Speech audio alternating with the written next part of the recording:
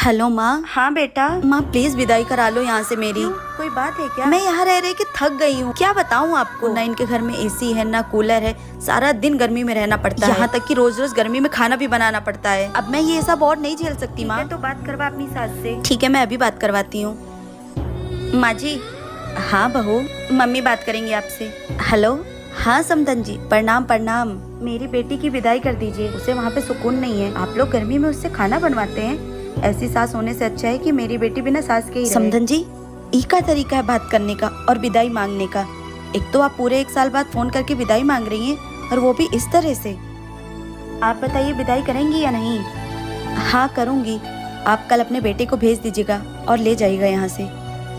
बहू जाओ, जाके पैकिंग कर लो, लेकिन मेरी एक बात हमेशा याद रखना, अपने माँ के संस्कारों से बाहर निकलने की कोशिश करना। ऐसे घर नहीं चलता है बेटा, ऐसे घर टूटता है। क्या सास ने अपनी बहू के... अरे नई आई है, गरीब घर से है। मुझे तो बिल्कुल पसंद नहीं थी, लेकिन क्या करूं, मैं अपने बेटे के सामने मजबूर हो गई। इतना बड़ा घर धन दौलत कहाँ देखा होगा उस गरीब ने। हेलो, कब आ रहे हो आप घर? मुझे यहाँ पे अकेले कुछ अच्छा नहीं लग रहा है। क्यों, क्या हुआ? तुम इतने परेशान क्यों लग रही हो? माँ जी जब देखो तब मुझे खड़ी खोटी सुनाती रहती है।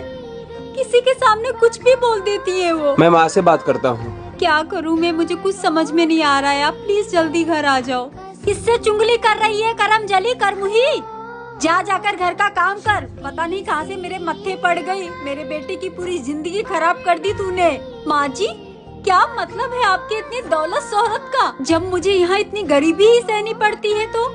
माँ जी माना मैंने कि मैं गरीब हूँ, मेरे माँ बाप गरीब हैं, लेकिन माँ जी मेरे माँ बाप के घर पे मुझे इज्जत तो मिलती थी ना। मम्मी दादी और बुआ आ रही हैं। क्या? एकदम चुप हो जा, पापा का खर्चा बढ़ाने आ रही है। चलो जल्दी से गेट बंद कर लेते हैं, नहीं तो अंदर आ जाएंगी दोनों, दिमाग खराब करेंगी। पोती गेट खोलो बेटा। देखो बेटा मैं गांव से आई हूँ, अचार लाई हूँ तुम्हारे लिए। भाभी भैया सृष्टि कहाँ हो? अरे बेटा 3-4 घंटा हो गए हमको यहाँ पे खड़े हुए, कोई गेट ही नहीं खोल रहा है। क्या करें, यहीं पे बैठ जाए क्या? अरे मैं इन लोगों को बहुत देर से देख रहा हूँ, गेट पे बैठी हुई हैं। काम करता हूँ, इनसे पूछ लेता हूँ क्या बात है।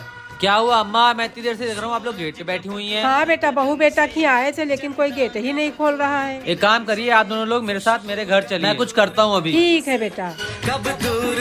बेटा पिछली बार दादी आई तो पापा से चुगली कर दी थी, और इस बार करना नहीं। देवरानी जी वो सो गई, लगता है इनकी तबीयत ठीक नहीं है। एक काम करती हूँ, सारे काम मैं ही कर लेती हूँ, इनको आराम करने देती हूँ।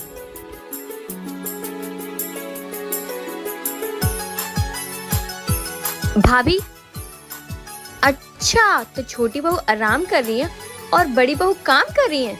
बहुत पटती है ना दोनों में। अभी इन दोनों की जोड़ी में आग लगाती हूँ।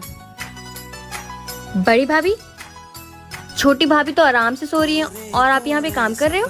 वो देवरानी जी की तबीयत खराब थी ना, तो मैंने सोचा मैं ही काम कर देती हूँ, आज उनको आराम करने देती हूँ। भाभी देखना कहीं ऐसा ना हो जाए वो आराम कर करके इस घर की महारानी बन जाए और आप सारा काम करके इस घर की बस नौकरानी बन के रह जाओ।